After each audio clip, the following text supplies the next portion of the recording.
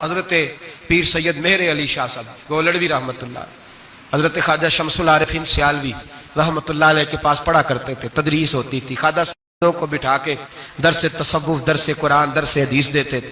یوں بیٹھے ہیں، گفتگو ہو رہی ہے، پڑھایا جا رہا ہے، ایک بڑے نورانی چہرے والے خوبصورت بزرگ اندر آئے، بڑی تازگی، بڑا پیار، بڑی مٹھاس ان کے آنے میں۔ جب وہ آئے تو حضرت شمس العارفین اٹھ کے ملے، ماتھا چوما، پیار ہوا، 2-3 منٹ گفتگو ہوئی تو گفتگو میں بڑی نورانیت، بڑی خوبصورتی، بڑی رانائی، بڑی ٹھنڈک ملی دونوں بزرگوں کی ملاقات سے۔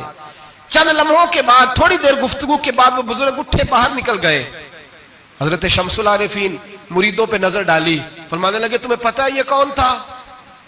شاگردوں جانتے ہو کون تھا؟ کہا حضور نہیں۔ فرمایا خضر علیہ السلام تھے، مجھ سے ملنے آتے ہیں اکثر، اور ابھی گلی میں ہوں گے، کسی نے ملنا ہے تو مل لو۔ دوڑ کے گئے سارے لوگ ملاقات کرنے، بھاگے گئے۔ پیر مہر علی شاہ صاحب بیٹھے ہیں، آپ نے فرمایا مہر علی تم نے نہیں ملنا؟ کہنے لگے حضور نہیں۔ فرمایا کیوں؟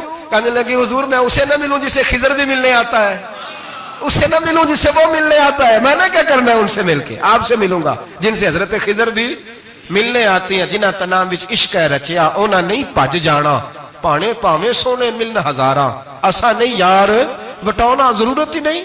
ایسے حسین محبوب کے بعد کسی اور جگہ نظر جمانے کی طبیعت ضرورت نہیں، توجہ نہیں، خیال نہیں۔